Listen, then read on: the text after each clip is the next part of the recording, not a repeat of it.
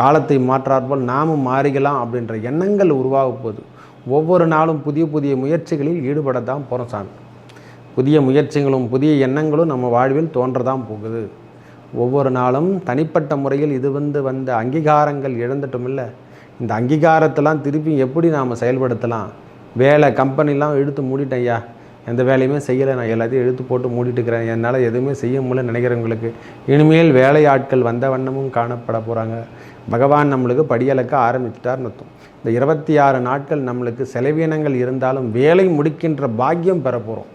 நோய் நொடிகள் அதிகமாக இருந்தால் அந்த நோய்கள் கட்டுக்குள் வருகின்ற காலமாகவும், அதுக்காக செலவீனம் செய்து அந்த நோயிலிருந்து நாம் விடுபட்டு வெளியே வரக்கூடிய காலங்களாக இந்த காலம் இருக்கப்பெறும். மன நிம்மதியாக முதல் சொல்ல ஒரே வார்த்தை சொல்லப்போனால் மன நிம்மதி பெறக்கூடிய காலமாக இந்த காலம் இருக்கலாம்.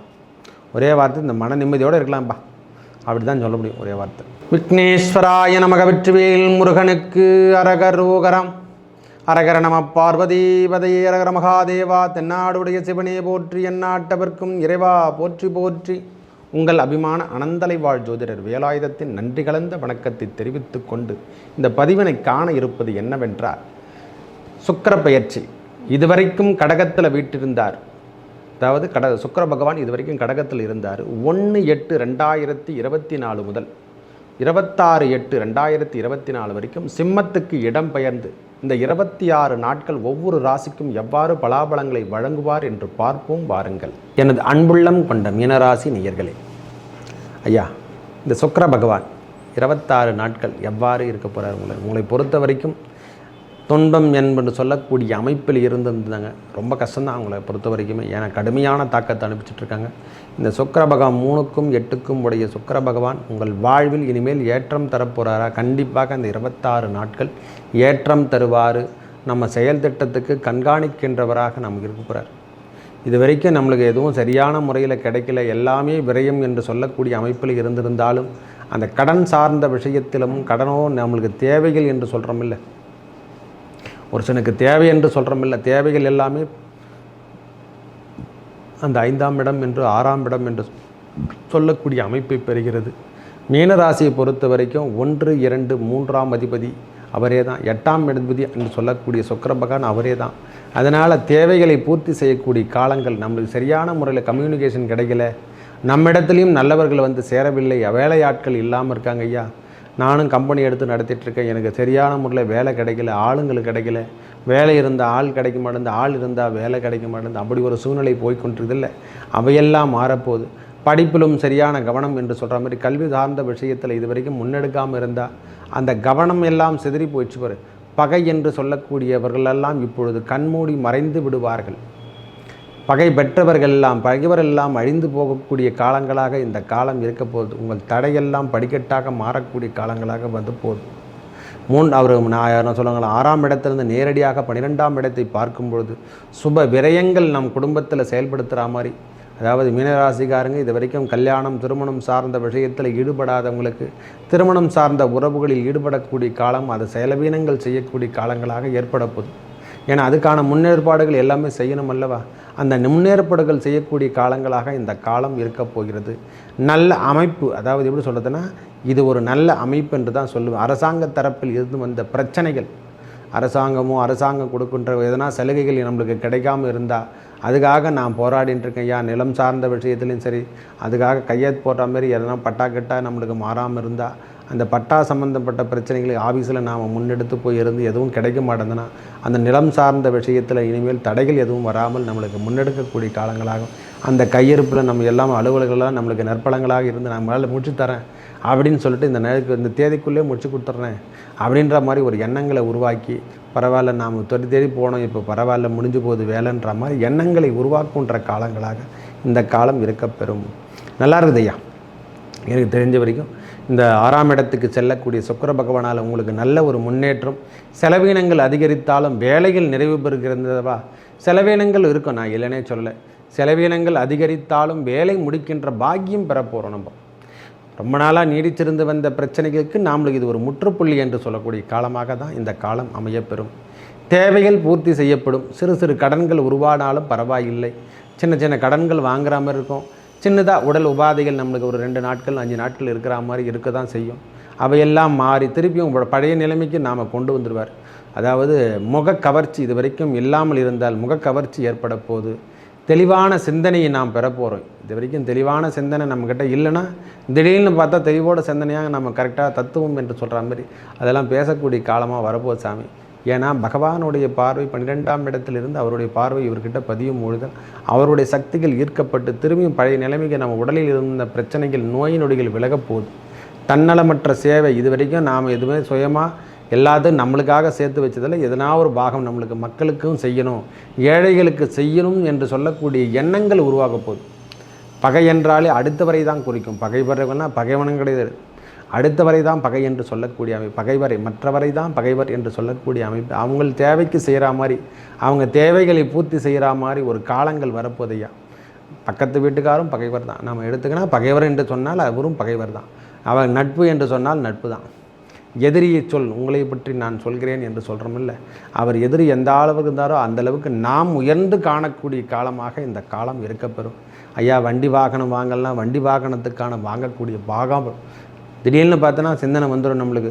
வண்டி வாங்கிடலாம், நம்ம கார் வாங்கிடலாம், ஒரு 2 வீலர் வாங்கிடலாம், சும்மா தான் போயிட்டுருக்கோம், இந்த வண்டி சரியில்லை, பழைய வாகனம்லாம் சரியில்லை, நாம் எப்படி தான் இருக்கிறது இருந்தால் எப்படி அர்த்தம்னு சொல்கிறது. காலத்தை மாற்றாற்போல் நாமும் மாறிக்கலாம் அப்படின்ற எண்ணங்கள் உருவாக போகுது. ஒவ்வொரு நாளும் புதிய புதிய முயற்சிகளில் ஈடுபட தான் போகிறோம் சாமி.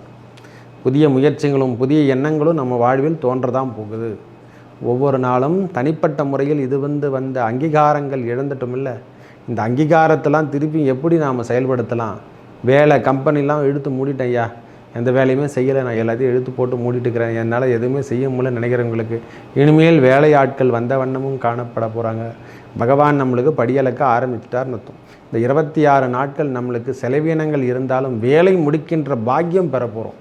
நோய் நொடிகள் அதிகமாக இருந்தால் அந்த நோய்கள் கட்டுக்குள் வருகின்ற காலமாகவும் அதுக்காக செலவீனம் செய்து அந்த நோயிலிருந்து நாம் விடுபட்டு வெளியே வரக்கூடிய காலங்களாக இந்த காலம் இருக்கப்பெறும். மன நிம்மதியாக முதல் சொல்ல ஒரே வார்த்தை சொல்லப்போனால் மன நிம்மதி பெறக்கூடிய காலமாக இந்த காலம் இருக்கலாம். ஒரே வார்த்தை, இந்த மன நிம்மதியோடு இருக்கலாம்ப்பா, அப்படி தான் சொல்ல முடியும் ஒரே வார்த்தை.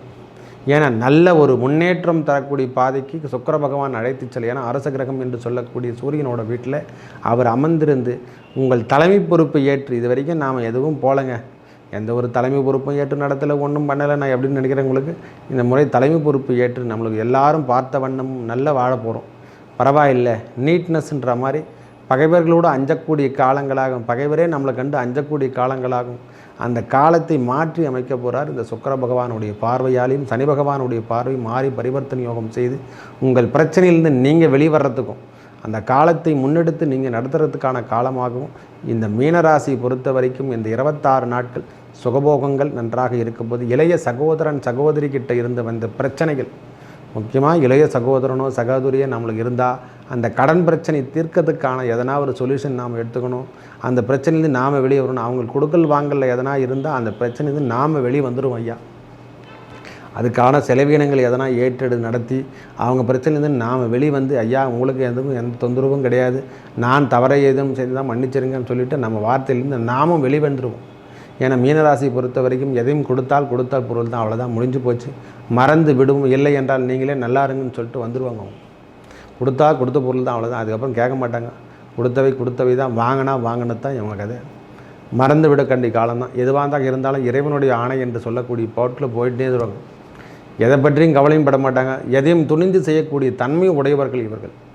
எல்லாத்தையும் பரவாயில்ல, அரசு சார்ந்த விஷயத்துலையும் ஆகட்டும், பொதுத்துறை நிறுவனத்தில் ஒர்க் பண்ணுறோம், காவல் நிலையத்தில் ஒர்க் பண்ணுறவங்களாகட்டும், இந்த நாட்கள் உங்களுக்கு தேவைகளை பூர்த்தி செய்யும். நல்ல ஒரு அதான் சொல்ல ஆழ்ந்த உறக்கம் இல்லாமல் வாழ்ந்து கொண்டிருக்கக்கூடிய மீனராசிக்காரங்களுக்கு இனிமேல் நல்ல உடம்பு அயர்ந்து தூங்கக்கூடிய பாக்கியம் பெற போகிறாங்க. ஐயா ரொம்ப நாளாக தூக்கமே கிடையாது சாமி, மாத்திரை மருந்து சாப்பிட்றேன், தேவையில்லாதெல்லாம் சாப்பிட்டுங்கிறேன் சாமி, தூக்கம் என்பதே கிடையாதுன்னு நினைக்கிறவங்களுக்கு இந்த 26 நாட்கள் நிம்மதி தூக்கம். மாத்திரை தேவையில்லை, மருந்து தேவையில்லை, நிம்மதியாக உறக்கங்கள் வரப்போகுது. படுத்தா போது தூக்கம் தன்னால் வந்துடும். அதுதான் சொல்கிறது, நோயற்ற வாழ்வியை குறைவற்ற செல்வம் என்று சொல்கிறோமில்ல, அந்த பாக்கியத்தை பெறப்போகிறோம் ஐயா இந்த 26 நாட்கள். சுக்கிர பகவானால் இது வரைக்கும் என்ன சொல்லலாம், கட்டில் மெத்தையில் படுத்தா தான் தூக்கமா, தரையில் படுத்தா கூட அவ்வளோ இனிமையாக வருமா தூக்கம், மனதிற்கு இனிமையாக இருக்குமா, இன்பங்கள் நமக்கு சேரக்கூடிய காலமாக இருக்கப் போகிறது. உடல் அளவில் இருந்து வந்த நோய் நொடிகள் விலகப் போகுது. நோயோட தன்மை எந்த அளவுக்கு இருக்குது, நம்மளுக்கு அது கட்டுக்குள்ளே வருமா வராதா என்று எண்ணி பார்க்கின்ற அளவுக்கு நம்மளுக்கு உடல் உபாதைகள் நீங்க போகுது சாமி. பரவாயில்ல, நாம் கட்டுக்குள்ளே தான் இருக்கிறோம் அப்படின்ற ஒரு எண்ணிக்கை வரப்போகுது. இனிமேல் துன்பங்கள் இல்லை. கொடுக்கல் வாங்கலில் சற்று கவனம் தேவை. பகைவருக்கு எதுவும் கையெழுத்து போடாதீங்க. ஜாமீன் கையெழுத்துலாம் போட தேவையில்லை. அதிலிருந்து விலகிறதுக்கு வழி பாருங்கள். வீடு கட்ட சம்பந்தப்பட்ட விளைவில் ஏதேனும் இருந்தால் வீடு கட்டக்கூடிய அரசால் நம்மளுக்கு சன்மானிப்பதி சொல்கிறதுனா இந்த வீட்டு வசதி வாரியத்தின் மூலியமாக நம்மளுக்கு சன்மானம் கிடைத்து அந்த வீடு கட்டக்கூடிய பாக்கியம் பெறப்போகிறோம். எவ்வளோ சொல்லுங்கள், அரசாங்கமே உங்களுக்கு உதவி செய்கின்ற காலங்களாக இந்த காலம் இருக்கப் போகிறது. வீடு கட்டுறதோ மென வாங்குறதுக்கோ அந்த வீடு சார்ந்த விஷயத்துக்கோ அந்த பட்டா நிட்டான்னு சொல்கிறோமில்ல, அந்த இளம் சார்ந்த விஷயத்துக்கோ பத்திரப்பதிவு பண்ணுறதுக்கெல்லாம் இது உகந்த காலமாக இருக்கப்பெற்று உங்கள் வாழ்வில் புதிய முன்னேற்றம் தரக்கூடிய காலமாக அந்த 26 நாட்கள் முன்னெடுக்கக்கூடிய காலம் தான் சொல்லுவோம். ஒரே வார்த்தை சொல்லப்போனால் இது ஒரு மாதிரி ஆளுங்க அந்த மறுபடி கேட்டால் கூட கிடைக்காது ஐயா. நல்லதே நடக்க போகுது. எனக்கு தெரிஞ்ச வரைக்கும் இனிமேல் தொந்தரவுலேருந்து நாம் விலகக்கூடிய காலமாகவும் நோயற்ற வாழ்வு வாழ்வதற்கு தூர பயணம், அதாவது தொலைதூர பயணங்களை மேற்கொள்வதும் தனக்கும் சார்ந்த விஷயத்துக்கும் மற்றவருக்கும் சார்ந்த விஷயத்தை நாம் எண்ணி பார்த்து இனிமேல் வேலை செய்ய போகிறோம். ஒவ்வொரு நாளும் தாம் எவ்வளோ செஞ்சால் சம்பாதிச்சா இவ்வளோ ரூபாய் சம்பாதிக்கிறோம், நம்ம குடும்பத்துக்காக சேவை செஞ்சால் எப்படி செய்யணும், அதுக்கேற்ற மாதிரி இன்னொரு சம்பாதிக்க வேண்டிய காலத்துக்கு இன்னொரு வேலை செய்யலாம், அடிஷ்னலாக ஒரு 4 மணி நேரம் ஒதுக்கிட்டு அந்த 4 மணி நேரத்தில் எதனா ஒரு வேலை செய்யலாம், ஒரு எண்ணங்கள்லாம் உருவாக போகுது. மேலும் நல்லதெல்லாம் நடக்க இறைவன் முருகப்பெருமானை வணங்கி வர உங்கள் வாழ்வில் ஏற்பட்ட துன்பங்கள் விலகி நல்லதே நடக்கும். நன்றி, வணக்கம்.